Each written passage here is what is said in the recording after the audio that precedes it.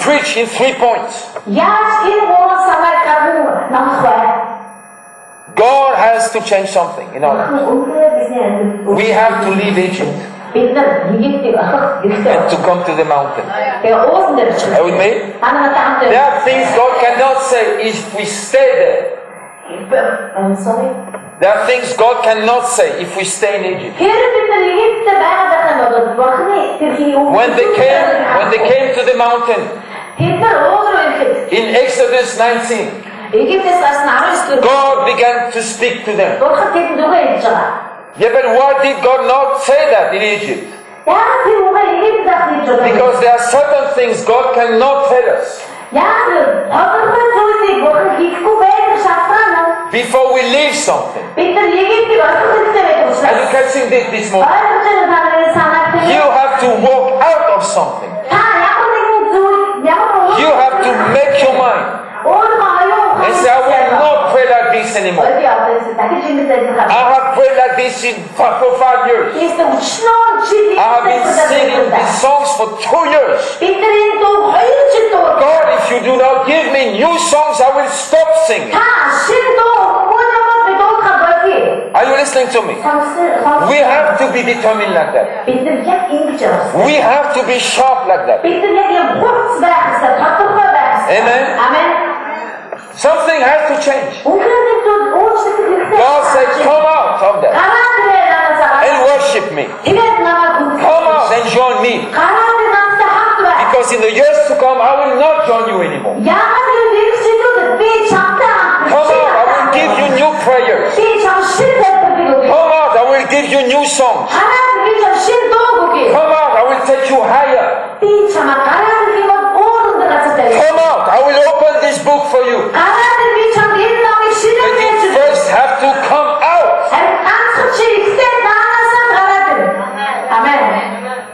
So this is not a word for non-Christians. This is a word for Christians. This is not a word for Buddhist temples. This is a word for God's house. Are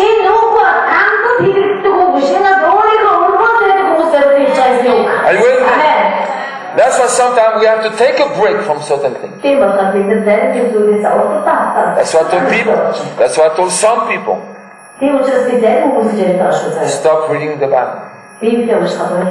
Listen to my preaching. And the verses I quote, read them. Because they are alive. Don't read everything. Stick to me. Listen to what God tells me. Meditate on that. Read your notes again and again. And it will trigger a new way of reading the Bible. Let me help you to come out of that. And let me bring you to the place where I hear God. Where did Moses bring them? He bring them to the mountain where he met God. Not to the website where he picked up some sermon. He met God at Sinai. And then he brought people to him where he met him. That's why I told some people, don't read the Bible on your own because you are stuck in an old system. But I will bring you to the place where I read the Bible. I will bring you to the mountain where I meet God and hear His voice. And when you begin to hear His voice, you can continue on your own. But I will open the way for you. Are you catching this? Amen? Moses worshipped God on the mountain. So he brought the people to the mountain. Because he had been there himself. We cannot bring people to places where we have not been. We cannot just read a manual and teach the people from the manual. You cannot give people words you have not heard from God yourself. That's why we have to bring people to God, so they can meet Him, they can see Him, they can test Him, they can come under His influence, they can come under His government, so they will not be governed by coincidences anymore. Egypt is the place of coincidences. Good things happen, bad things happen. We have good time in worship, bad time in worship. Leave Egypt. Come to Him. Join Him. And let Him rebuild everything. That's why the disciples came to Jesus and said to Him, Lord, teach us how to pray. Hey, if there was any nation on the face of the earth who knew how to pray, it was Israel. They had been praying for centuries. They had called on God for centuries. They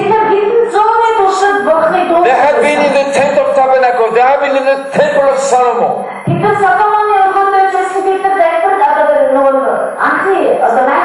If anybody knew how to pray, if anybody knew how to worship God, then you. But when Jesus came and they saw His life, they walked with Him. They said, Jesus, we will throw away all our prayers. Teach us to pray. Then He said, okay, when you pray like this. He didn't say pray this. He said pray like this. He gave a pattern, a new pattern. God has to take us out of Egypt because we have been formed by certain things. God has to reform certain things.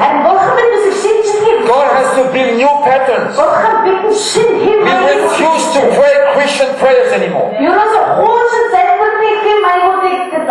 Amen? That's why they say, Jesus, teach us how to pray.